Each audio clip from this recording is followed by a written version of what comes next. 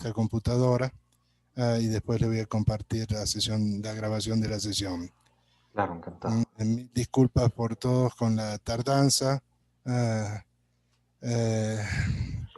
pero bueno, quiero empezar agradeciendo al doctor Ricardo Bedón, quien gentilmente nos ha cedido su tiempo para tratar el tema que nos convoca el día de hoy sobre el uso de medicamentos biológicos en el tratamiento de pacientes con lupus eritematoso sistémico. El doctor Bedón es un médico internista ecuatoriano que está a cargo del área de pacientes con enfermedades lúpicas en el Hospital Docente de Calderón. Su especialidad en el tema de enfermedades de autoinmunes las hizo en Cataluña, que es una zona reconocida mundialmente por su desarrollo en el tema de conocimiento de enfermedades inmunes. Así que creo que es muy valiosa la participación del doctor Bedón y que todos vamos a obtener buenos conocimientos al respecto. En beneficio del tiempo y debido a la demora en empezar, le voy a ceder la palabra al doctor Bedón para que comience con su intervención y una vez que haya hecho la presentación, haremos una sesión de preguntas y respuestas. Gracias a todos por su asistencia. Adelante, doctor. Bueno, muchísimas gracias nuevamente. Un gusto para mí poder estar con ustedes y pues encantado de tener la oportunidad de este conversatorio de unos pocos minutos para conversar algo sobre enfermedades autoinmunes y lupus. Voy a compartir pantalla, si ustedes me permiten. Hoy hablaremos sobre el tratamiento biológico en pacientes con el lupus eritematoso sistémico, pero evidentemente para poder comprender la magnitud de este tipo de tratamientos es importante poder definir más o menos los procesos biológicos que le llevan a una persona a desarrollar el lupus eritematoso sistémico. Entonces, si ustedes me permiten, pues voy a empezar con esta pequeña exposición. Todos sabemos que nuestro sistema inmunológico es nuestro sistema de defensa. Este sistema de defensa pues evita que nuestro cuerpo se vea agredido por bacterias, por virus, por parásitos o cualquier toxina medioambiental que podría provocar un daño en nuestros órganos y sistemas. Nuestro sistema inmune está compuesto por células y proteínas a nivel de nuestra sangre. Las células, principalmente los glóbulos blancos o leucocitos, que son los que actúan y nos defienden a la primera agresión de patógenos del medio externo. Además, pues estas moléculas que son los anticuerpos, estas moléculas que podemos observar aquí en forma de Y, que son proteínas que circulan por nuestro plasma, por el plasma sanguíneo, y que son las encargadas de neutralizar a los patógenos medioambientales, a los patógenos que nos pueden ocasionar daños en nuestra salud. Dentro de los glóbulos blancos, pues tenemos a los más destacados, los neutrófilos y los macrófagos, que son nuestra primera línea de defensa contra los patógenos que invaden nuestro organismo. Y algunas otras células, como las células presentadoras de antígeno, que son un tipo de glóbulo blanco que rápidamente atrapan al agresor, pues, y lo presentan hacia los linfocitos T, otras células blancas que lo reconocen como un agresor, pues, y generan una respuesta del sistema inmune para defendernos. Existen otras células, igual glóbulos blancos, las llamadas células asesinas naturales o células natural killer o células NK, que tienen la capacidad de reconocer a células sanas y evidentemente no generar un ataque, pero también pueden reconocer a células dañadas quizá por la formación de tumores o células infectadas por virus o bacterias y así pueden defendernos de estas agresiones. Una célula importante que debemos entender y comprender para poder definir mejor los tratamientos biológicos es la célula B o linfocito B, un tipo de glóbulo blanco de nuestra sangre que es la encargada cuando se activa de secretar estas proteínas, estos anticuerpos a la sangre y así poder neutralizar a los patógenos bacterianos. Entonces, esta célula B, este linfocito B, es prácticamente el blanco de los tratamientos biológicos en el paciente con lupus. Tendemos con estos tratamientos a evitar que esta célula B, que el linfocito B, pueda generar los anticuerpos, porque, como todos sabemos en el lupus, pues estos anticuerpos son los patogénicos, son aquellos que nos ocasionan daño a nuestros órganos y sistemas. Lo que normalmente hacen los anticuerpos, pues es al ser secretados por el linfocito B, viajar por el plasma, encontrar un patógeno bacteriano, pues y señalizarlo para que sea destruido por otro glóbulo blanco, o en muchas ocasiones señalizarlo para que sea destruido por unas proteínas de nuestra sangre que se llaman sistema del complemento. Esa es la función normal de los anticuerpos. Los linfocitos B tienen la capacidad de transformarse en linfocitos de memoria. Pueden, después de un tiempo, volver a reconocer al patógeno, al microbio, a la bacteria, al virus, y generar una respuesta nueva de anticuerpos. O sea, tienen la capacidad de generar una memoria contra el agresor y buscarlo en el organismo. Una vez que lo encuentran nuevamente, pues generar una respuesta nueva de anticuerpos y así defendernos. Y evidentemente estas células tienen una comunicación entre sí. Las células pueden comunicarse a través de la secreción de unas sustancias que se denominan citoquinas. Estas sustancias citoquinas pues hacen que las células puedan comunicarse y así lograr tener un mejor sistema de defensa frente al agresor. Hay citoquinas que permiten el crecimiento de estas células, por ejemplo, una citoquina denominada Bliss es la que permite el crecimiento del linfocito B o la maduración del linfocito B. Cuando bloqueamos esta citoquina llamada Bliss, pues este linfocito B pues no crece y dejará de producir anticuerpos. Lo que normalmente hace el sistema inmune pues es defendernos de estos agresores, pero en algunas circunstancias este sistema inmune se enferma, este sistema inmune presenta una falla, un fallo, una disregulación. Y cuando se enferma el sistema inmune pueden provocar 3 tipos de enfermedades diferentes. Pueden haber reacciones de hipersensibilidad, cuando el sistema inmune actúa con demasiada fuerza, con demasiada potencia. Este es el caso, por ejemplo, de las reacciones alérgicas o las reacciones de anafilaxia. Cuando el sistema inmune se enferma, también puede provocar que no respondan adecuadamente frente a un agresor bacteriano o viral. Entonces, el organismo queda indefenso. Son las inmunodeficiencias porque el sistema inmune no es capaz de defendernos adecuadamente. Y en las enfermedades autoinmunes, pues el sistema inmune, en vez de defendernos de las bacterias, de los virus, de los patógenos, lo que hace es atacarnos a nuestro propio cuerpo. En el lupus, pues es un ataque generalizado, un ataque global a todos nuestros órganos y sistemas. Por eso es que cuando existen los fenómenos de autoinmunidad, estas células o linfocitos o glóbulos blancos, tanto el linfocito B como el linfocito T, que es otra variedad de glóbulo blanco, es como que conspiran contra nuestro propio organismo. En vez de defendernos, pues están conspirando y ocasionándonos daño a nuestros órganos y sistemas. En esta diapositiva muy alegórica vemos como una célula de nuestro organismo es reconocida como alguien extraño. Un glóbulo blanco pues les dice a sus colegas glóbulos blancos, miren, es un intruso, destruyanlo. Y claro, nuestra célula se sorprende y dice, pero un momento, yo soy uno de ustedes.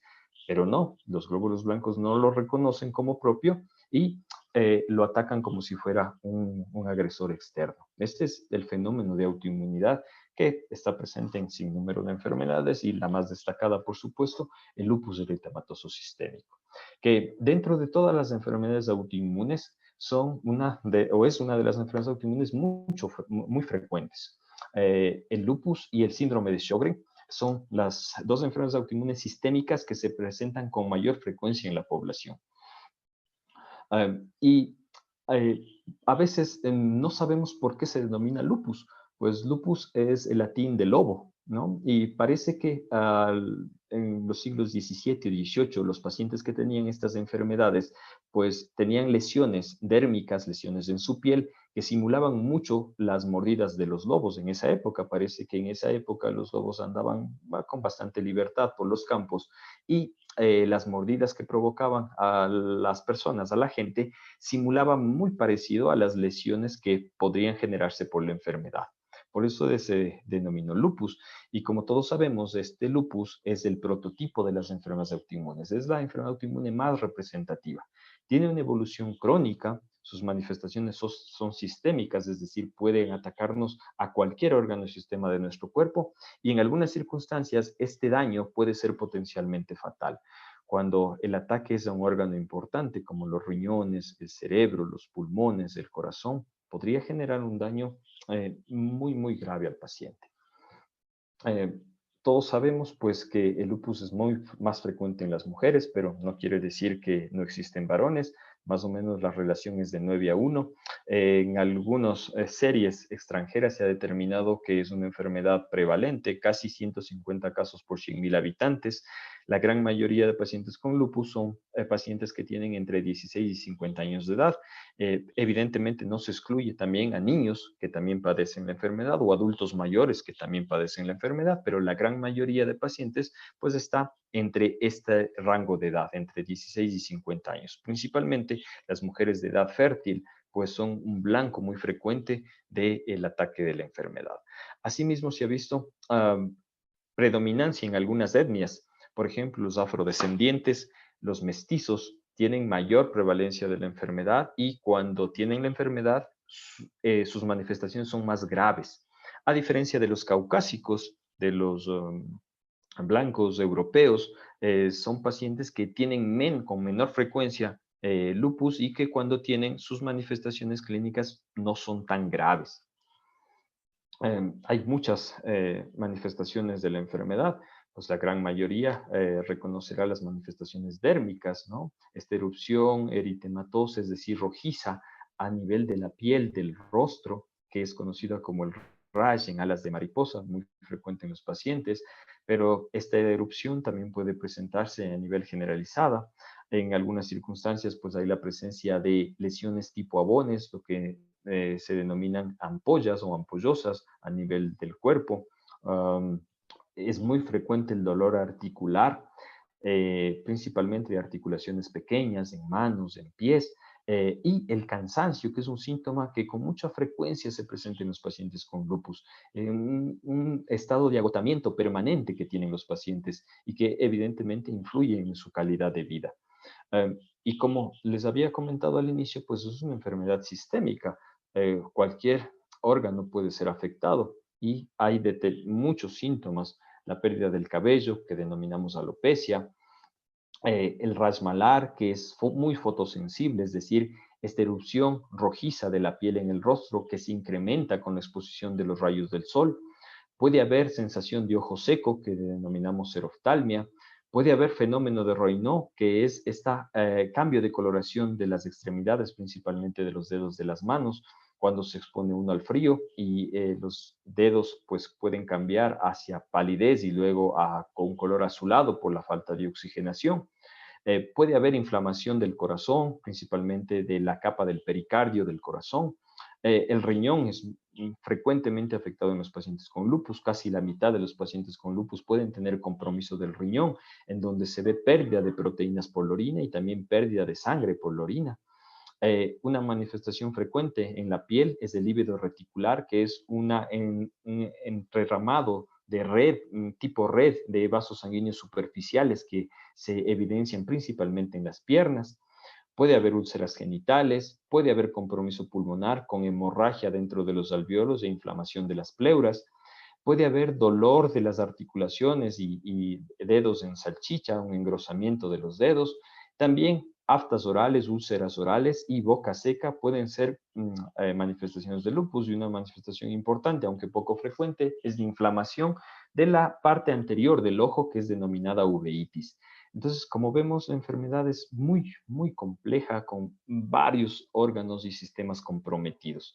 Es por eso es que a veces esta enfermedad se la liga con esta fábula que es el elefante y los ciegos, porque hay muchos médicos que intervienen en la enfermedad y cada uno ve su parte, y cuando uno ve solo partes no ve el todo. Cuando el nefrólogo solo ve el riñón, el cardiólogo el corazón, o el neumólogo el pulmón, pues posiblemente nos perdemos de ver todo el complejo importante que significa esta enfermedad para los pacientes. Y en muchas ocasiones es posible que les haya sucedido esto, que el diagnóstico es muy enredado, muy difícil. Hasta que le pueden diagnosticar de la enfermedad pasa mucho tiempo. Quizás el paciente pasa con mucho dolor, visita todas las áreas médicas, les hacen un montón de estudios, pueden haber falsos diagnósticos, eh, es posible que en algunas circunstancias hasta les digan que no tienen ninguna enfermedad, que posiblemente sea un problema afectivo, psicológico, hasta que se presenta un brote de lupus verdadero muy fuerte que hace que llegue el diagnóstico. Entonces, en muchas circunstancias del diagnóstico se retrasa y evidentemente los daños orgánicos son mayores. Y me supongo que la pregunta para la gran mayoría de los pacientes es ¿por qué a mí? ¿Por qué me pasó a mí esto? ¿No? ¿Qué hice yo para poder, para llegar a tener esta enfermedad tan complicada, tan compleja? Y evidentemente no hay una respuesta simple, pues hay muchos factores que determinan la posibilidad de enfermarse, principalmente factores genéticos. Los genes en el cuerpo pueden dar una predisposición a la enfermedad. Esta enfermedad es poligénica, es decir, que muchos genes actúan para darme un riesgo de enfermedad. No es una enfermedad genética mendeliana, es decir, que un solo gen determina el riesgo, sino que son muchos genes involucrados. Y además están los factores medioambientales, que son el gatillo para que este complejo genético exprese la enfermedad. Factores medioambientales como el tabaquismo, como la exposición a la luz solar, como la exposición a algunos compuestos como el sílice, pueden ser los gatillos de la enfermedad. Es evidente que hay un complejo hormonal también que influye en el desarrollo de la enfermedad, ya que la gran mayoría son mujeres, como les decía, en edad fértil, las que manifiestan la enfermedad, y en los estudios clínicos se ha visto que hay algunos factores virales, principalmente el virus de Epstein-Barr o el virus o el citomegalovirus, están involucrados en el desarrollo de esta disregulación del sistema inmune. Estos factores lo que hacen es provocar el gatillo de la enfermedad. Como les decía, un gatillo muy importante es la luz ultravioleta, los rayos ultravioletas, los rayos solares. Por eso es que a nuestros pacientes les recomendamos que eviten una exposición directa al sol y que el protector solar sea un medicamento de base en su tratamiento. Los rayos ultravioletas lo que hacen es irradiar hacia las células de la piel que se denominan queratinocitos y a las células de la piel les provoca que las células entren en un periodo que se llama apoptosis, que es muerte de la célula. La célula se muere y estos cuerpos apoptóticos se liberan en el sistema orgánico. Y estos cuerpos apoptóticos son reconocidos como si fueran extraños, como si fueran un patógeno, como si fueran una bacteria o un virus. Es reconocida por los glóbulos blancos, quienes interactúan entre ellos para estimular a esta célula, que es el linfocito B, que recordamos es la célula que secreta los anticuerpos y que, claro, secretará anticuerpos, pero ¿contra qué? Contra nuestras propias células, porque eran nuestras células de la piel las que generaron la reacción. Entonces, estos anticuerpos son prácticamente autoanticuerpos, anticuerpos que destruyen, que dañan nuestras propias células. Ese es más o menos el ciclo de la enfermedad, que es importante entenderlo para poder nosotros entender cómo actúan los medicamentos biológicos. Estos anticuerpos secretados o autoanticuerpos, pues son los que ocasionan el daño. Aquí vemos, por ejemplo, cómo dañan el riñón. Estos anticuerpos, pues, van y se depositan en las células del riñón, creando inflamación, es decir, glomerulonefritis, provocando la pérdida de proteínas, la pérdida de sangre y cuando el proceso sigue avanzando, pues la falla renal. Es así como se da la enfermedad. Y claro, cuando nosotros hablamos de lupus, pues vemos algunas cosas muy superficiales que posiblemente sean menos complicadas, como el dolor articular en los pacientes, el dolor de los músculos, el cansancio o el rash malar, que es lo que vemos superficialmente. Pero por debajo del complejo de la enfermedad, por debajo del paciente, existen muchas cosas que significan un riesgo grave, como tener nefropatía lúpica, tener una anemia hemolítica, tener daño pulmonar, tener compromiso neurológico por la enfermedad o ser un varón con lupus, pues es algo más grave todavía, o que el lupus esté asociado al famoso síndrome antifosfolipídico genera un riesgo mayor. Entonces es mucho más complejo la enfermedad de lo que se puede ver a simple vista. Cuando yo tuve la oportunidad de estudiar las enfermedades autoinmunes con el doctor Ricard Cervera en el Hospital Clínico de Barcelona, él nos decía que ningún paciente con lupus es igual a otro. Cada paciente es diferente, cada paciente tiene sus particularidades, sus individualidades que le hacen único al paciente con lupus.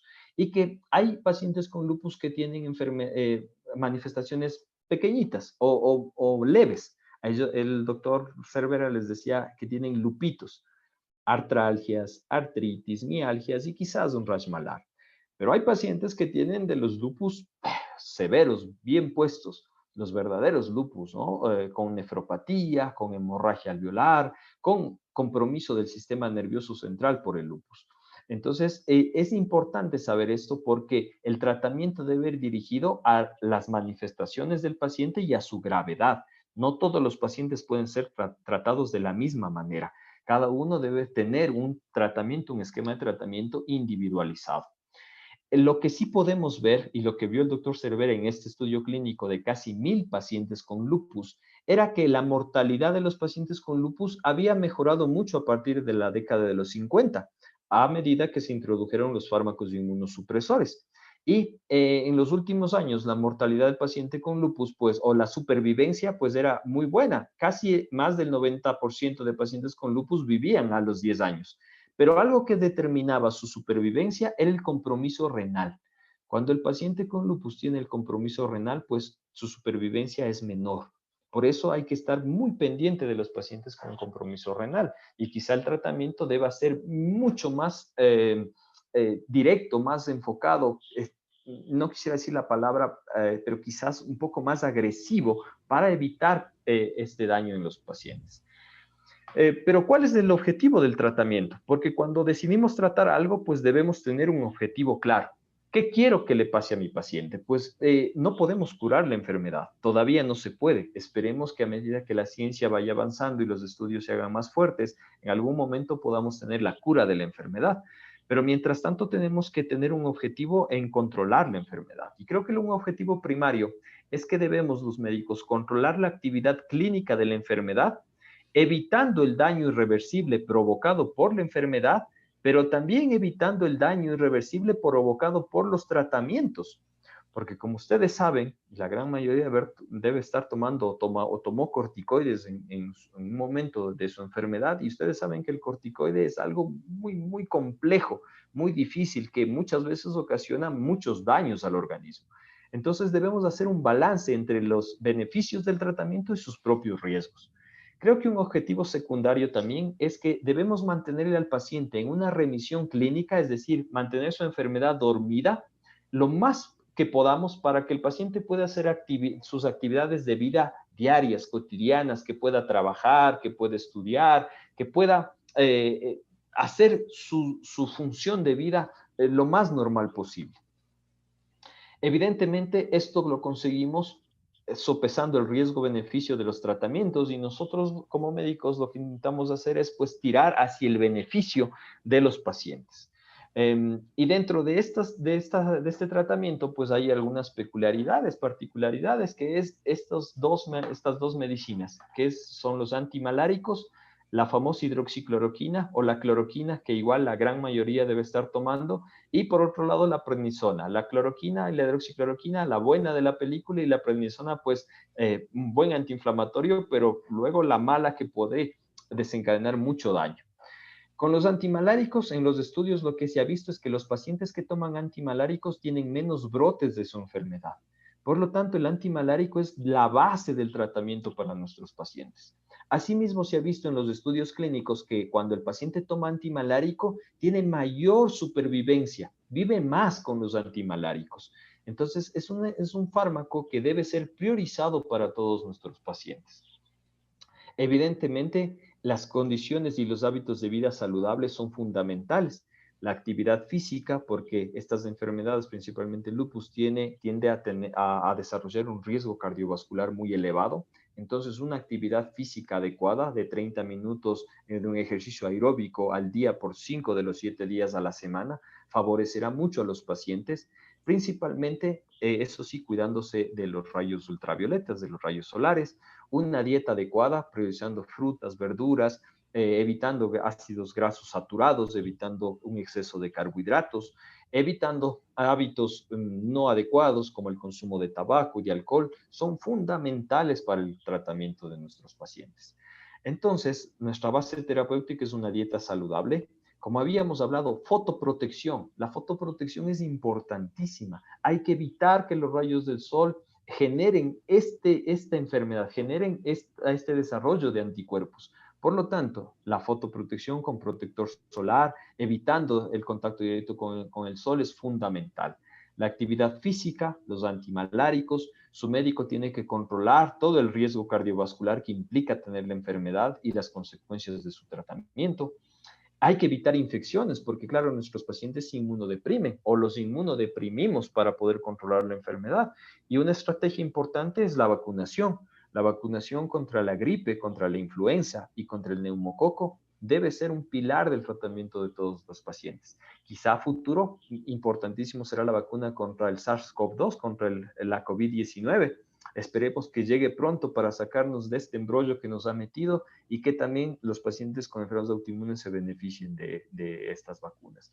Los corticoides, pero a la dosis más baja posible por el menor tiempo posible.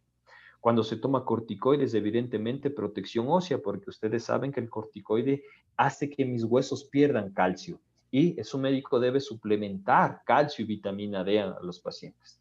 Los inmunosupresores y dentro de ellos los biológicos, pues nos ayudarán a controlar la enfermedad.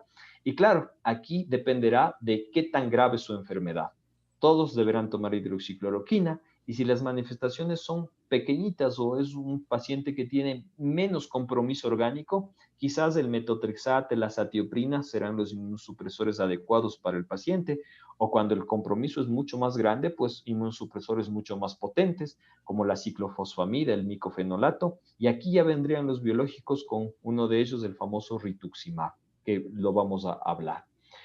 ¿Qué son estos biológicos? Pues claro, son tratamientos que son creados mediante técnicas de biología molecular, técnicas de laboratorio, y que simulan a las inmunoglobulinas, simulan a los anticuerpos que tenemos nosotros. En el laboratorio se pueden crear anticuerpos específicos que simulan la actividad de autoanticuerpos, pero que tienen una base fundamental, que es disminuir la actividad de las células B o linfocitos B.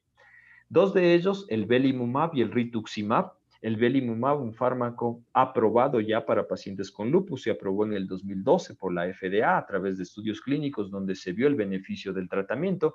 Y el rituximab, que si bien es cierto no está aprobado porque en los estudios clínicos no se vio un beneficio importante, pero en estudios observacionales y en la práctica médica diaria se ha visto un gran beneficio del fármaco. Se lo utiliza de una manera compasiva, se lo utiliza sin una indicación específica para la enfermedad, pero cuando se requiere, pues es de gran ayuda.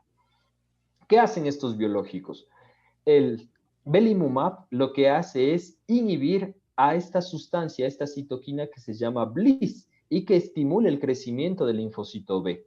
Cuando inhibe el crecimiento del linfocito B, no habrá quien produzca los autoanticuerpos. ¿Qué hace el rituximab? El rituximab es una molécula que se liga al linfocito B en un receptor específico que se llama receptor CD20 y que hace que el linfocito B se muera, o sea, lo destruye. Evidentemente, si se destruye, no habrá quien secrete autoanticuerpos.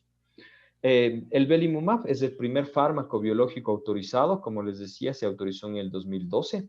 Es un anticuerpo monoclonal totalmente humanizado que se une a esta proteína estimulante llamada BLyS, que estimula los linfocitos B, bloquea su unión y por lo tanto disminuye la supervivencia de la célula B. Lo que hace el belimumab es inhibir a esta BLyS, este anticuerpo belimumab creado en el laboratorio, le liga a la proteína BLyS y cuando liga la proteína Bliss ya no hay quien estimule al linfocito B, por lo tanto el linfocito B entra en el proceso de apoptosis o de muerte, es decir, ya no hay quien produzca los autoanticuerpos. ¿Cuáles son las indicaciones para utilizar belimumab? Pues hay que ser muy específico en esto, porque no todos los pacientes con lupus requieren el fármaco. Los pacientes que van a utilizar belimumab tienen que tener su diagnóstico confirmado de lupus. No podemos tener un diagnóstico presuntivo. El diagnóstico debe estar ya confirmado para poder utilizar este medicamento. Por lo tanto, deben tener anticuerpos ANA y anti-DNA positivos. Usualmente son pacientes que hay que esperar que los otros fármacos no cumplan su función adecuada por lo menos en 3 meses. Es decir, el paciente debe recibir antimaláricos, cloroquina, hidroxicloroquina, corticoides, inmunosupresores a una dosis adecuada y el médico debe ver que no funcione este tratamiento en por lo menos 3 meses para poder decidir el belimumab. O hay pacientes que se controlan, sí, pero con dosis altas de corticoides, dosis que superan la 7.5 miligramos de prednisona y que como no se puede disminuir esa dosis, pues se requiere algo más, pues y el belimumab podría ser indicado. ¿En qué manifestaciones está indicado el fármaco? En afección cutánea o mucocutánea que no revierte con los fármacos usuales, en artritis que se hace de difícil control con los fármacos anteriores descritos, en trombocitopenia, en vasculitis cutánea, pues está indicado el belimumab. Por otro lado, el rituximab es un anticuerpo igual monoclonal creado en el laboratorio y que es mixto, es quimérico, es tanto murino como humano, es decir, producido en ratas y también en tejidos humanos. Se une al receptor CD20 de las células B y produce su muerte. Como les decía, su uso es en forma compasiva, es decir, no tiene una indicación en ficha técnica, pero el médico lo usa de acuerdo a las necesidades de los pacientes, principalmente en manifestaciones graves y refractarias de enfermedades autoinmunes sistémicas, no solo del lupus. ¿Qué hace el rituximab? Este rituximab, este anticuerpo creado en el laboratorio, se liga al receptor CD20 del linfocito B, de la célula B, y lo que hace es provocarle la muerte. Entra en apoptosis y el linfocito B, la célula B, se muere y ya no hay secreción de autoanticuerpos. ¿En quién debemos indicar rituximab? Pues igual, el paciente debe tener o debe cumplir los criterios de enfermedad autoinmune sistémica, los criterios de lupus en este caso. No puede haber un diagnóstico de duda, el diagnóstico debe ser certero. El paciente por lo menos debería tener un tratamiento con otros fármacos, corticoides, antimaláricos, inmunosupresores a dosis adecuadas por lo menos en 3 meses y el médico ver que no hay una respuesta adecuada a este tratamiento. En casos excepcionales se utiliza de entrada cuando hay un riesgo vital, por ejemplo, hemorragia alveolar, el paciente está sangrando a través de sus pulmones y necesitamos rápido salvar la vida de ese paciente. Esos son casos excepcionales. ¿Y en qué situaciones no se debería recomendar rituximab? Pues cuando el paciente tiene falla cardíaca, su corazón no funciona adecuadamente, o cuando el paciente tiene una infección crónica por virus de hepatitis B o una infección aguda por una bacteria o virus, hongo o un parásito, cuando la paciente está embarazada o está dando de lactar, pues no deberíamos recomendar rituximab en esas circunstancias y en esas instancias.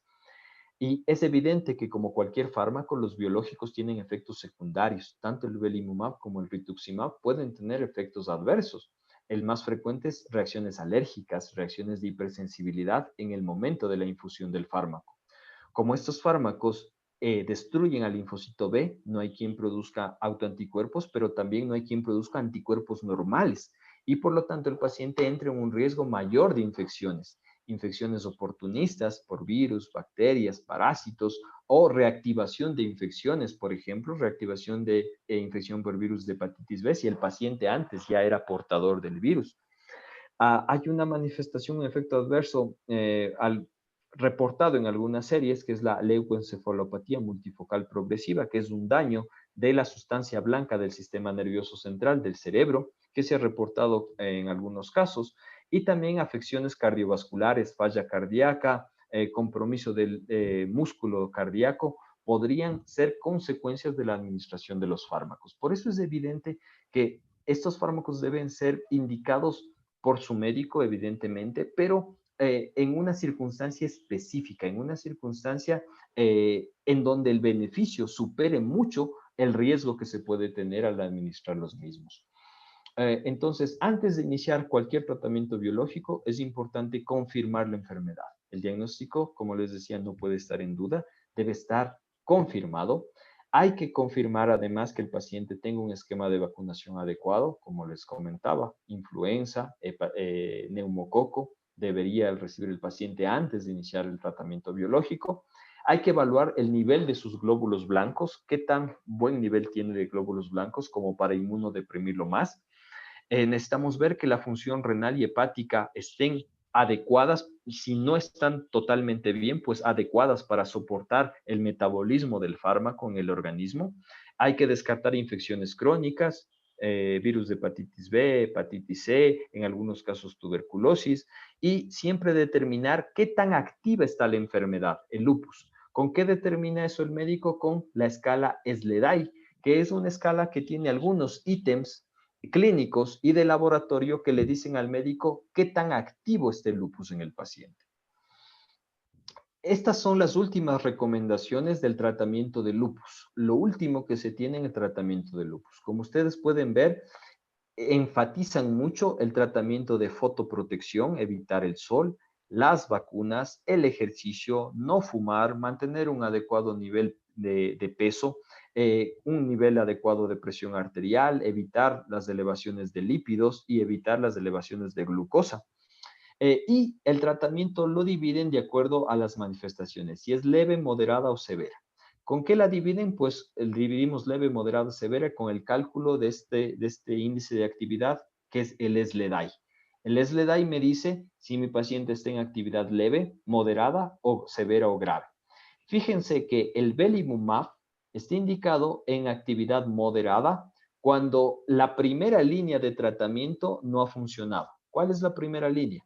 Hidroxicloroquina, corticoides, inmunosupresores que puede ser el metotrexate o alazatioprina, o otros inmunosupresores como los inhibidores de la calcineurina, como el tacrolimus.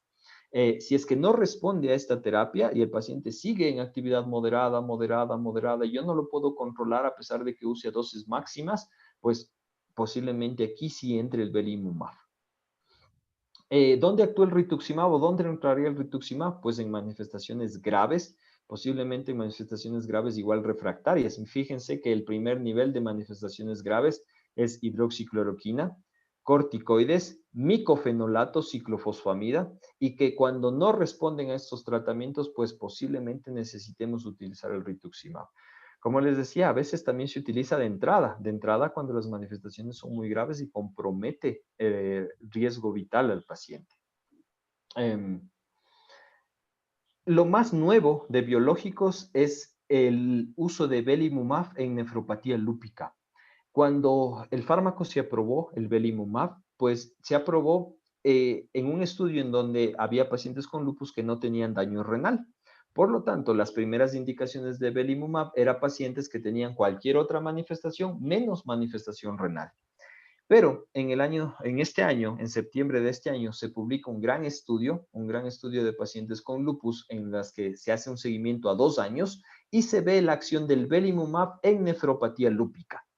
Aquí se ven resultados interesantes. Con el belimumab sumado a la terapia estándar, el paciente con nefropatía lúpica tiene mayor posibilidad de un control total de la nefropatía, una remisión completa del daño renal. Asimismo, con belimumab se ve que los pacientes que tienen nefropatía tienen menor probabilidad de llegar a un fallo renal crónico y a hemodiálisis. Entonces, es posible que a partir de este estudio, de uno de los últimos estudios de biológicos en lupus, ahora el belimumab también se pueda utilizar en el tratamiento de nefropatía lúpica. Claro, es un estudio recién, hay que ver si salen más estudios, hay que ver cómo va la práctica diaria de los pacientes para esperanzarnos en belimumab. Pero por ahora es un gran aliento tener estos datos de este estudio en que posiblemente belimumab nos ayude mucho en nefropatía. Al final, lo que queremos los médicos es que el paciente que tiene lupus acepte su enfermedad, aprenda a vivir con ella, pero en las mejores condiciones posibles. Que ustedes como pacientes puedan controlar ese lobo, ese lupus en su interior para poder desarrollar sus actividades de vida diaria de la mejor manera. Y bueno, eso es lo que les quería comentar de este tema. Evidentemente habrán muchas cosas por preguntar, pues y estaremos gustosos en iniciar un diálogo si es que ustedes están de acuerdo. Bueno, antes de pasar a las preguntas, doctor, muy clara su exposición. Muchos pacientes lúpicos que veo acá han pasado por muchas de las etapas que usted describió. Muchos de ellos conocen la terapia con los medicamentos tradicionales y algunos inclusive han llegado a obtener aplicaciones de rituximab, pero bueno, no quiero adelantarme porque seguramente van a haber preguntas al respecto. Bernarda me mandó a través del chat una pregunta en donde decía cuáles anticuerpos se piden para diagnosticar lupus. Ok, eso es muy importante. Y yo quiero destacar algo. El diagnóstico de lupus es diagnóstico eminentemente clínico. ¿Qué quiere decir con esto? Que no solo es un autoanticuerpo, un anticuerpo en sangre, un resultado de laboratorio. El diagnóstico es integrar las manifestaciones clínicas que tiene el paciente, la experticia del médico que está intentando diagnosticar y el apoyo de los laboratorios. Cuando nosotros tenemos un paciente con síntomas y signos de lupus, sospechamos de la enfermedad, hacemos un diagnóstico diferencial, descartamos enfermedades más frecuentes y cuando creemos que la posibilidad de lupus es muy alta, solicitamos los exámenes. ¿Y qué exámenes solicitamos? Pues un examen primordial para el diagnóstico de lupus es la determinación del anticuerpo antinuclear o el famoso ANA. Solicitamos el ANA como anticuerpo de base y además nos acompañamos de otros autoanticuerpos que son más frecuentes como el anti-DNA de doble cadena, el anti-SM o anti-SMIT, el anti-RO y el anti-LA. Usualmente solicitamos también anticuerpos antifosfolipídicos porque muy cantidad de pacientes con lupus tienen síndrome antifosfolipídico asociado y niveles de complemento. Eso es lo que solicitamos nosotros cuando tenemos la sospecha de lupus. Pero vuelvo y repito, el diagnóstico de lupus no se basa en un parámetro de laboratorio aislado, sino en integrar las manifestaciones clínicas del paciente y apoyarnos en el laboratorio. Una persona, no la identifico porque está desde un iPad, pregunta, doctor, ¿el belimumab ya existe en el Ecuador? El belimumab sí existe en el Ecuador. Se lo puede adquirir en el Ecuador para aplicar a los pacientes con lupus.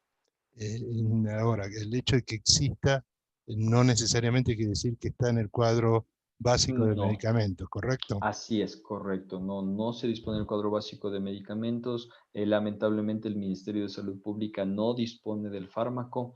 Desconozco la verdad si el Seguro Social lo puede disponer, pero con toda seguridad el Ministerio de Salud no lo disponemos. El hospital más grande, más equipado, que es el Eugenio Espejo del Ministerio de Salud Público, por lo menos en la Sierra, no dispone del belimumab. Y es un medicamento bastante caro, Sí, lamento informarles. es muy oneroso la adquisición. Bueno, entonces este es un tema a trabajar para las asociaciones de pacientes para lograr que se lo incluya en el cuadro de medicamentos. Voy con otra pregunta, doctor. Bernardo Castañeda pregunta, bueno, el primero felicita por el excelente tema y pide, por favor, una pregunta. Dice, cuando el paciente ha pasado por varios diagnósticos y solo sale como una enfermedad indeterminada, a pesar de varios síntomas autoinmunes, ¿qué se puede hacer para encontrar diagnóstico? ¿Qué guía se debe tener? Ok, y es una pregunta importantísima porque yo creo que el paciente en algunas circunstancias, más que saber su pronóstico o qué le va a pasar, pues quiere saber qué tiene. ¿cuál es el problema? ¿No? Hasta tengo todas estas cosas y nadie me dice que tengo, pues es una incertidumbre grandísima para el paciente.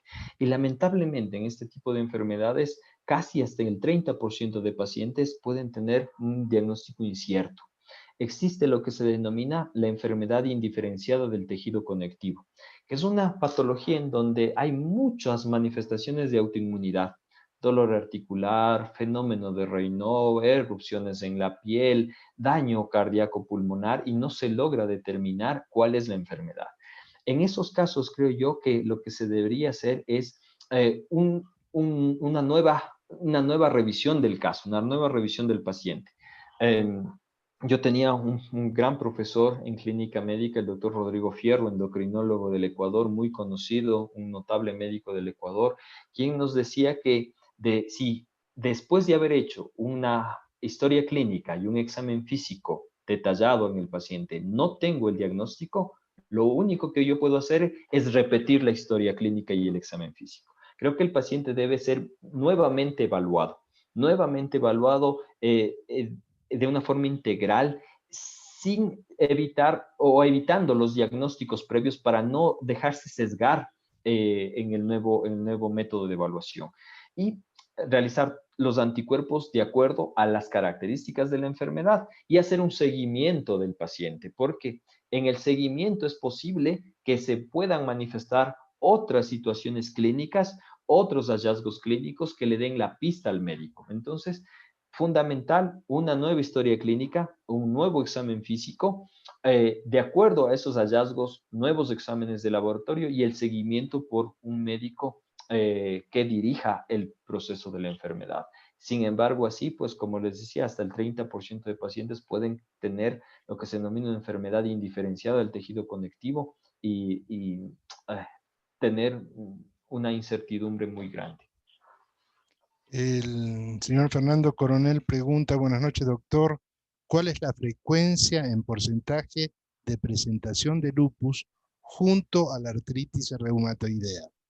Como siempre, muy buena exposición, doctor Bedón. Felicitaciones. Muchísimas gracias. Esa es una pregunta muy interesante. Existe lo que se denomina el término rupus, ¿no? Un término creado por el idioma anglosajón que hace referencia al paciente que tiene lupus y también tiene artritis reumatoidea. No es muy alta la frecuencia. Los pacientes con lupus, de hecho, la gran mayoría de pacientes con lupus, 40, 50, 70%, tienen dolor articular y compromiso articular.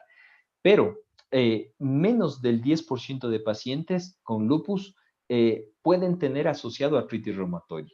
No es muy frecuente, sí pueden haber casos, pero no es la regla, no es lo usual que se ve. Ok. Hay una persona, creo que es la misma que nos escribió antes desde un iPad, dice: doctor, yo estuve también sin diagnóstico 12 años, ¿m? Y ahora soy KB positivo 12 años después y diagnosticada con vasculitis. Estoy tomando, y ahí no... estoy tomando corticoide. ¿Puedo recibir belimumab? En el caso de que su enfermedad sea vasculitis, el belimumab no es un fármaco adecuado para ese caso. No es un fármaco hecho para vasculitis. Las vasculitis también son enfermedades autoinmunes, pero tienen otro mecanismo de acción, principalmente las vasculitis asociadas al anticuerpo ANCA. En este caso, el belimumab no entraría en su esquema de tratamiento. Es posible que el rituximab sí, dependiendo de algunas circunstancias clínicas de la enfermedad. Por ejemplo, daño renal importante podría así beneficiarse de rituximab, pero del belimumab en vasculitis, pues no estaría indicado. La misma paciente pide: ¿qué me recomendaría para la vasculitis? Hay algo que es muy importante.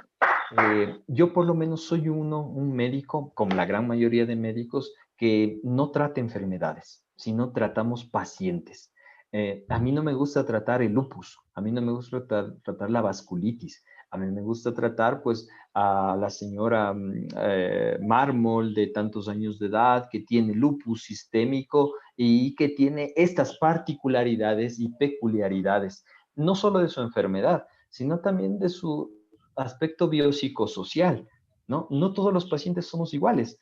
Todos tenemos diferentes circunstancias, diferentes retos, inclusive en nuestra salud y retos sociales que debemos afrontar. Entonces, creo yo que para ser preciso, lo importante sería es evaluar adecuadamente el caso de vasculitis, saber qué tipo de vasculitis es asociada a ANCA, pero qué tipo, porque hay 3 vasculitis asociadas a ANCA, y qué daño qué daño orgánico está comprometiendo. En base a eso, poder decidir el mejor tratamiento para el paciente. Usualmente los pacientes con vasculitis necesitan corticoides, necesitan ciclofosfamida, micofenolato, necesitan posiblemente rituximab, pero como digo, es innecesario individualizar el tratamiento a cada uno de los pacientes. Antes de ir a la siguiente pregunta en el chat, le quiero dar la palabra a la señora Yesenia Cuello. Ella es líder en el Ecuador del grupo de pacientes con lupus y tiene una pregunta para usted, doctor. Muchas Buenas gracias. noches, ¿me escuchan? Sí, adelante, Jess. Sí, le escuchamos. Doctor, muchas gracias por su importante intervención. Gracias, Gabriel, por lo que nos estás aportando. Bueno, mi pregunta en sí es, doctor, si sabemos que el belimumab y el rituximab son muy buenos en lo que es la agresión del lupus, ¿verdad? ¿Por qué muchas veces los médicos esperan a que uno llegue a una situación tan crítica? O sea, a veces ya estamos, como quien dice, a punto de morir para recién decir, vamos a aplicarle este medicamento. Yo creo que si lo aplicaran un poquito antes, haciendo los estudios pertinentes, nos ayudarían a tener un mejor estilo de vida o por lo menos a controlar un poco los dolores, porque hay doctores que realmente no hacen lo que usted dijo, o sea, no tratan pacientes sino enfermedades. Entonces nosotros nos sentimos muy frustrados y no hay día que no sintamos un dolor, y para nosotros, ya le digo, es morir día a día con esta enfermedad. Por supuesto, yo le comprendo, le entiendo. ¿Y sabe por qué le entiendo? Pues porque yo lo veo eso en mis pacientes. No está bien que yo lo diga, pero el compromiso que nosotros tenemos con nuestros pacientes es bastante fuerte. Les damos turnos extras permanentemente, les ayudamos con ingresos no programados. Bueno, estas circunstancias hacen que el paciente a veces se sienta un poco más cómodo, pero cuando no hay ese apego, posiblemente el paciente siente que no es importante para su médico. Y siendo específico con la pregunta, ¿por qué no utilizamos tan rápido los medicamentos? Creo porque la gran mayoría de los médicos nos llevamos por un prefijo importante en la medicina, que es el primum non nocere, que en latín significa primero no hacer más daño al paciente. Y evidentemente con estos fármacos, si bien es cierto, podemos lograr mejoría, pero también podemos causar daños, ¿no? Son fármacos muy importantes que van a disminuir mucho las defensas del paciente y posiblemente creemos complicaciones con la administración. Podría ser esa una de las razones por lo que los médicos quizás no inician rápido la medicina. Otra de las razones quizá porque, claro, no hay la disponibilidad inmediata en los organismos del Ministerio de Salud o en el Seguro Social. Eso también podría ser. Podría ser también porque la estructura, el funcionamiento del sistema de salud no permite una optimización de este tratamiento. Si yo tuviese un buen hospital del día en una institución grande donde yo pueda monitorizar la administración de ese medicamento al paciente, no tendría que demorarme en esperar una cama libre para ingresarlo, sino gestionar mejor la administración de la medicina. Y otra cosa que todavía no tenemos tantos datos como para decirnos que si será seguro administrar la medicina antes de la enfermedad o en los primeros estadios de la enfermedad. Es posible que sí, pero los datos de la ciencia todavía no los tenemos como para poder asegurarlo con toda fiabilidad. Recién escuchaba una conferencia del grupo de enfermedades autoinmunes de la Sociedad de Medicina Interna de España y ellos están promoviendo lo que usted nos dice, que el belimumab se ha introducido muy temprano en los pacientes con lupus. Pero claro, esa promoción deberá ser avalada por los estudios clínicos y necesitamos darle tiempo a la ciencia para que nos dé aporte y más datos, porque lo que primero queremos hacer nosotros es evitarles más daño del que ya tiene, ¿no? Porque sería muy complejo a un paciente intentar ayudarle y provocarle una infección grave por apresurarme tal vez en utilizar un medicamento. Evidentemente no puedo dejar pasar el tiempo y dejar que mi paciente se vaya complica sin hacer algo. Es evidente que tengo que actuar y lo que estamos haciendo es eso, trabajando para tener más datos para poder aportarles mejores tratamientos. Bien, tengo un colega de la Organización de Pacientes con Lupus en Chile, Gonzalo Tobar, nos hace la siguiente pregunta, doctor Bedón. Dice, saludos desde Lupus Chile. ¿Cuál es la perspectiva de tratamientos biológicos a futuro para pacientes con lupus? ¿Hay creación de nuevos anticuerpos o ampliación de indicación terapéutica de los ya existentes? Así Y es. hace una segunda pregunta que se la voy a leer de una vez y dice, ¿cuál considera que es el rol de las organizaciones de pacientes en cuanto al manejo de tratamientos biológicos para estos pacientes? Ok, importantísimo porque hay muchos medicamentos que están promoviéndose, investigándose. Como yo les decía, el rituximab es un anticuerpo quimérico. Tiene una parte creado en animales y otra parte creado en humanos. Y actualmente hay un fármaco parecido al rituximab que inhibe este anti-CD20 que es solo creado en humanos, o sea, con menos riesgo de reacciones alérgicas. Entonces, las perspectivas del tratamiento biológico en lupus han mejorado muchísimo, pero evidentemente necesitamos ensayos clínicos que nos digan que estos fármacos creados por la industria tengan una relevancia, acción en los pacientes con lupus. Lamentablemente fue frustrante los ensayos clínicos del rituximab, porque se esperaba mucho del fármaco, pero en los ensayos clínicos no mostró mucha mejoría, pero claro, otra vez, en un grupo específico de pacientes. Muchos médicos asumen que estos ensayos clínicos no estuvieron bien hechos, no estuvieron bien formulados, su metodología no fue la adecuada, por eso es que no se obtuvieron los resultados que se esperaba obtener. Entonces, con los nuevos fármacos, aparte de crearlos en el laboratorio, necesitamos también tiempo para que puedan ser investigados en el paciente en realidad, en un ensayo clínico y luego en grandes grupos de población. Ok, Joyce, hace rato que había levantado la mano, no sabía si, como lo hizo muy temprano, no sabía si había sido por error, pero veo que acá hay una pregunta para usted de Joyce y dice, buenas noches doctor, gracias por la exposición. Una pregunta, a mí me hicieron la plasmaféresis, ¿puedo recibir el tratamiento de belimumab? Ok, es importante saber cuál fue la indicación para plasmaféresis. Usualmente la plasmaféresis se utiliza cuando hay una manifestación muy grave de la enfermedad. Podría ser hemorragia alveolar.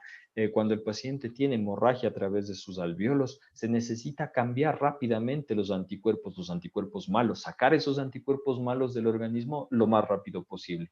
Y la plasmaféresis es un mecanismo en el cual una máquina se conecta a nuestro sistema sanguíneo y nos quita esos anticuerpos.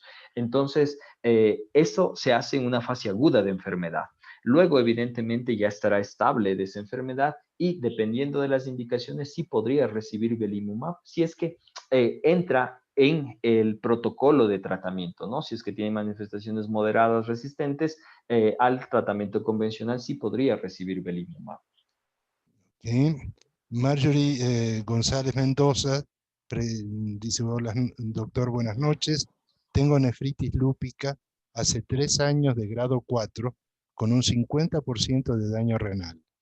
Quiero saber con cuánto daño renal o qué factores hacen que pueda caer en diálisis. Okay. Ayúdeme con esa pregunta, por favor. Le pregunto eso a los doctores y no me saben responder. Gracias. Ok, perfecto. Esa es una pregunta muy importante porque todos queremos saber cuál es nuestro pronóstico, qué va a pasar conmigo. Ya tengo un daño renal, tengo una nefropatía tipo 4 y esta nefropatía tipo 4 es una de las nefropatías más graves junto con la tipo 3 en el lupus. La 3 y la 4 son las que implican un peor pronóstico. Y cómo saber que el paciente va a llegar a diálisis depende mucho de la respuesta que haya tenido al tratamiento que esté llevando.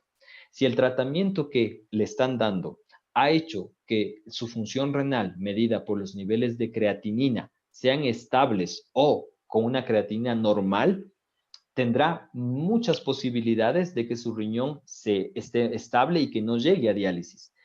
Si sus niveles de proteínas en orina son bajos, por debajo de 1000 miligramos de decilitro en orina, también es un dato muy favorable en que usted no llegará a diálisis. Entonces, todo depende de cómo ha respondido usted al tratamiento y de cómo está ahorita su funcionalidad del riñón determinada por los niveles de creatinina en sangre y los niveles de proteínas en orina. Evidentemente, si se deja el tratamiento, si no se sigue las indicaciones del tratamiento, hay una posibilidad de llegar a diálisis, pero eso es lo que hay que evitar. ¿Cómo? Apegándose al tratamiento, asumiendo una postura de responsabilidad frente al tratamiento no farmacológico, que es la dieta, que es la fotoprotección, que es la actividad física, y que su médico le diga cómo están sus niveles de creatinina y proteínas en orina.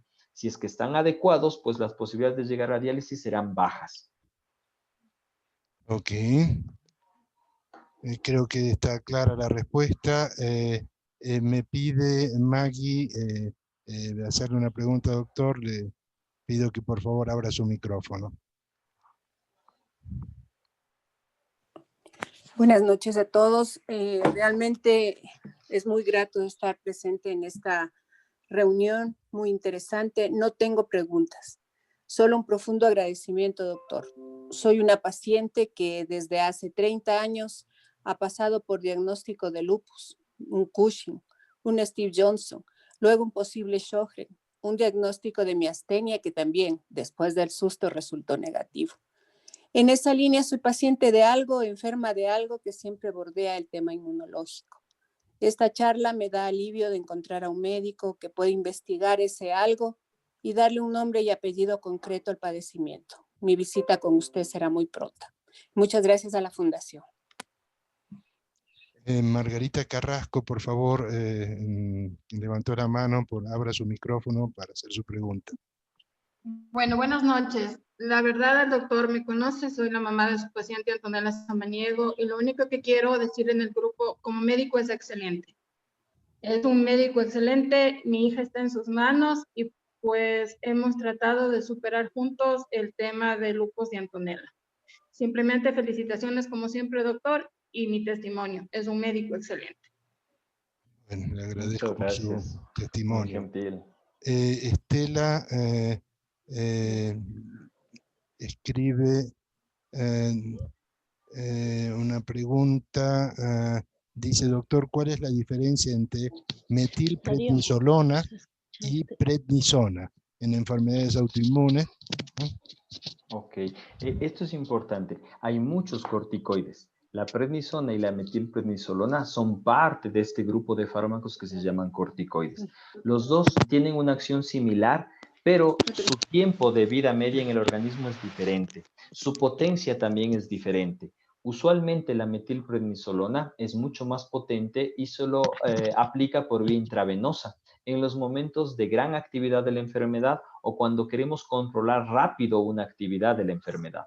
Y luego, pues la prednisona es un medicamento que se lo toma por vía oral en tabletas, luego de aplicar la metilprednisolona. Existe también la metilprednisolona vía oral en tabletas, no es muy frecuente en el Ecuador, pero sí existe, se lo puede utilizar también como un tratamiento a largo plazo.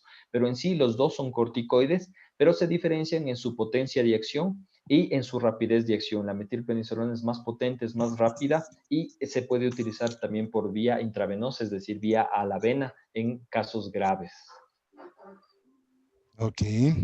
Bernardo Castañeda, creo que también levantó la mano, quería hacer alguna pregunta. Por favor, reactivar el micrófono. Muchísimas gracias. Felicitaciones a la Fundación PIDE en primer lugar y una felicitación particular al excelente expositor, el doctor Ricardo Bedón. Doctor, muchas gracias.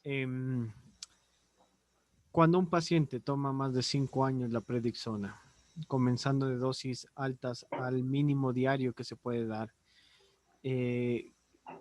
ese organismo, no sé si es que ya se encuentra alterado. Y si es que es así, ¿hay algo que se le pueda ayudar como para limpiar o evitar ya la dosificación por el tiempo transcurrido, doctor? Por favor. Ok, muchas gracias por su pregunta. Y como habíamos dicho en la charla, y les pongo otra vez la diapositiva, pues la prednisona es un medicamento bastante bueno en momentos determinados para el lupus, pero que tiene muchos problemas luego cuando se utiliza por largo tiempo. La prednisona podría generar elevación de la presión arterial, podría generar elevación de la glucosa, podría generar elevación de colesterol y triglicéridos, podría generar disminución del calcio en el hueso. Por eso es que, a pesar de que es un buen medicamento, los médicos tratamos de, en lo posible, ir bajando la dosis de la prednisona y utilizar la mínima dosis efectiva. Cuando la prednisona ha ocasionado un daño, pues no se lo puede revertir. Lo importante es prevenir ese daño. Quizás lo importante ahora para usted que ha tomado largo tiempo prednisona es ver cómo están sus niveles de presión arterial, cómo está su glucosa, cómo están sus lípidos, cómo están sus niveles de calcio en el hueso a través de una densitometría ósea y suplementar calcio y vitamina D para que no siga perdiendo masa ósea y controlar los otros factores que han generado el daño crónico de la prednisona.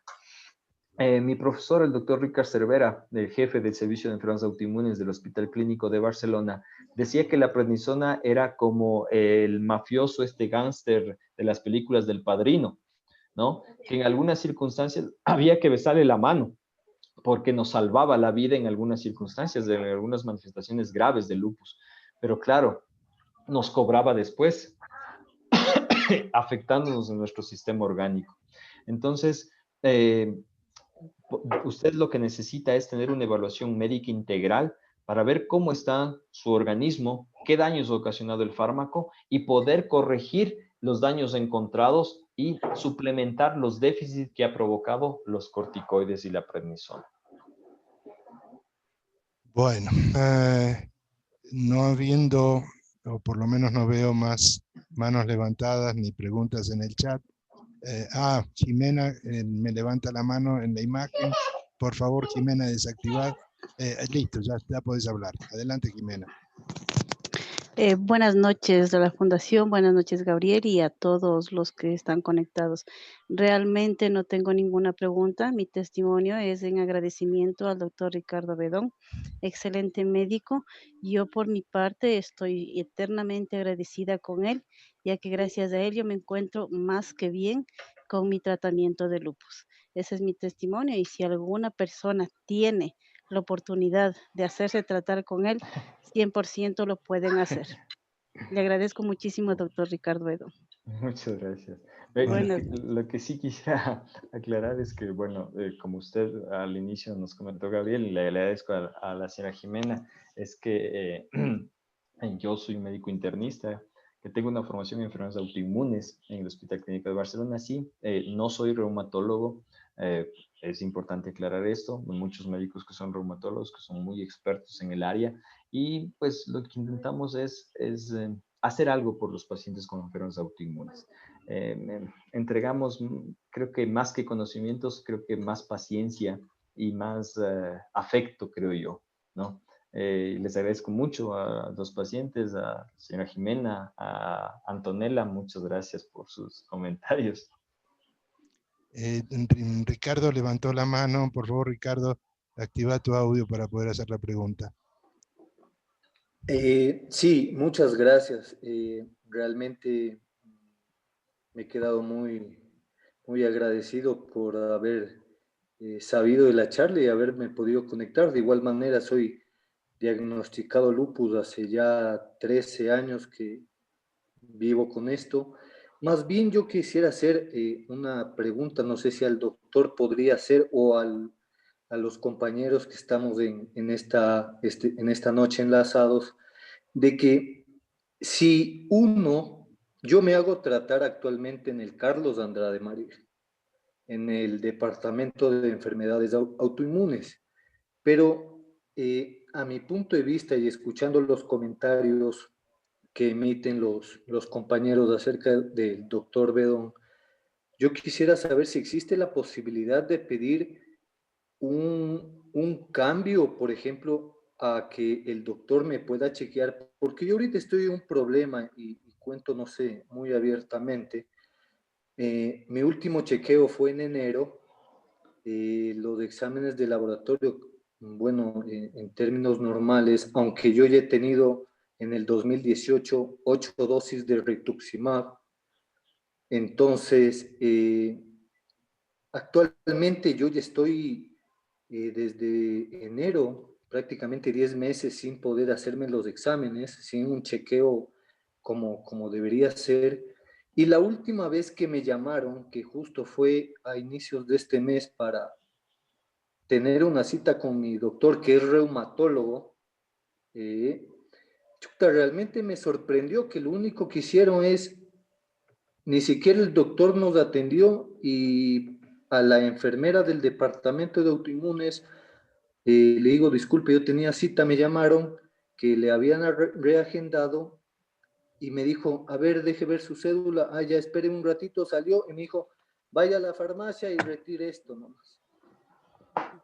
Pero disculpe, yo sí quisiera ver que el doctor me vea porque estoy con unos temas de ahorita de que me han salido unas laceraciones en la piel o algún otro cosa. No, y nada más. A ver, Entonces, Ricardo, disculpa que te interrumpa. En realidad, lo que comentás es desgraciadamente un defecto de nuestro sistema de salud. En principio, vos como paciente te asiste el derecho de tener un cambio de médico tratante si no ves que el médico te está tratando, el médico que está a cargo de vos, te está tratando en la forma adecuada. Yo te voy a pedir, porque esto es comprometerlo un poco al doctor Bedón, por un tema de ética profesional no puede opinar sobre la forma en que otro colega está tratando a un paciente.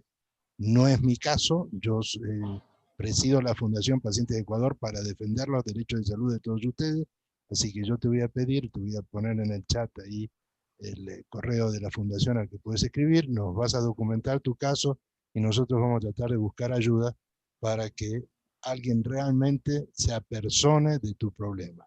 No puede ser que te estén tratando de esa manera.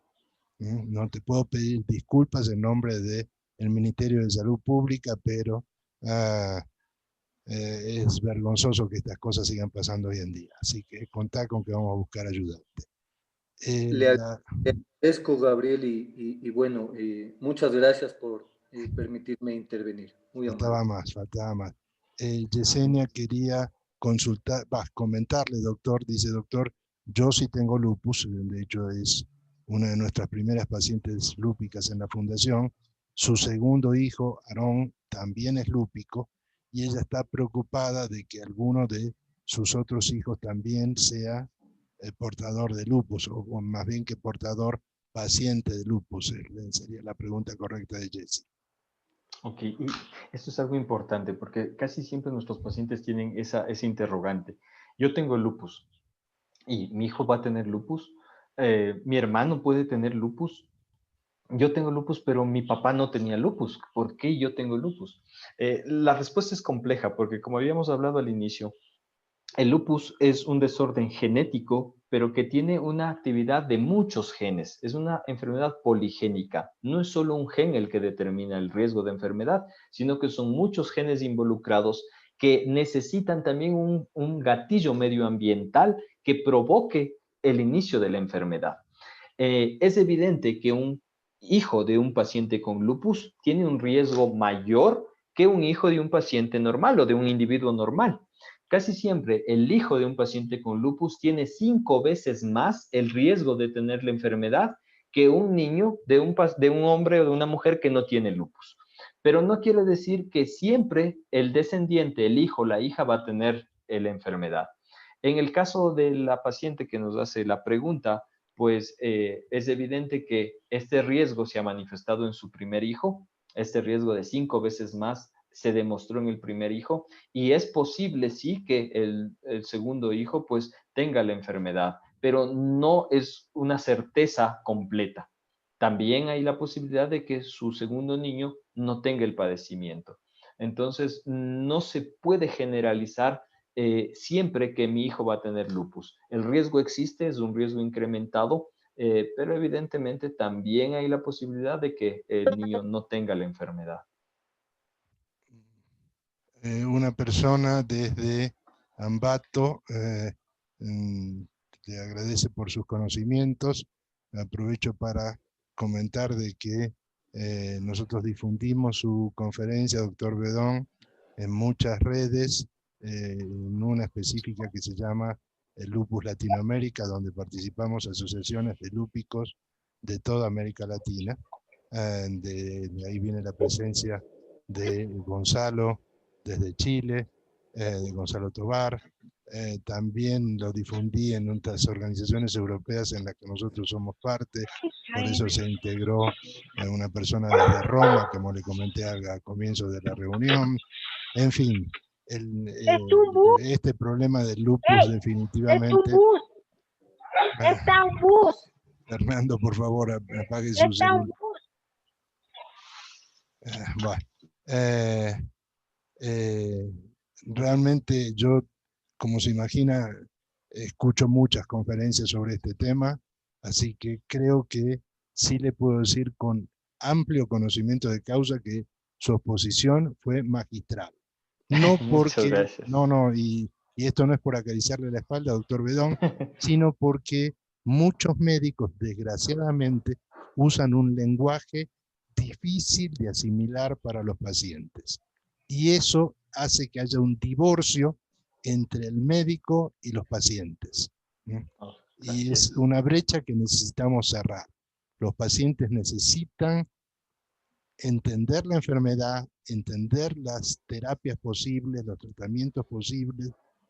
Yo sé que para muchos médicos a veces la presión del tiempo de solo tener 15 minutos para atender cada paciente por la forma de organización del sistema actual de salud, pero francamente da gusto escuchar a profesionales como usted que explican las cosas con tanta claridad. Le agradezco mucho. Imba, que acaba de escribir en el chat, comparte lo mismo. Dice, felicitaciones por esta buena exposición, sigan adelante y muchos éxitos. Muchas gracias, señor Imba, le agradezco mucho. Como yo le decía, pues soy un médico especialista en medicina interna, tengo la oportunidad de ser docente en la Universidad Central y en la Universidad Internacional. Tengo conocimientos de enfermedades autoinmunes porque hice mi máster en enfermedades autoinmunes en Barcelona. No soy reumatólogo y la pregunta inicial que usted me decía que, a ver, ¿quién debe tratar esto? ¿El reumatólogo, el nefrólogo, el internista, el cardiólogo? ¿Quién es el que esté involucrado? Y como yo le comentaba a usted, Gabriel, creo que el médico que tiene que tratar estos casos es el médico que se va a hacer responsable de todas sus acciones con sus pacientes, tanto de las cosas buenas como de las cosas malas. Pero es el médico que debe afrontar eso, afrontar los éxitos con sus pacientes y afrontar también los efectos secundarios que ocurren a lo largo de la enfermedad.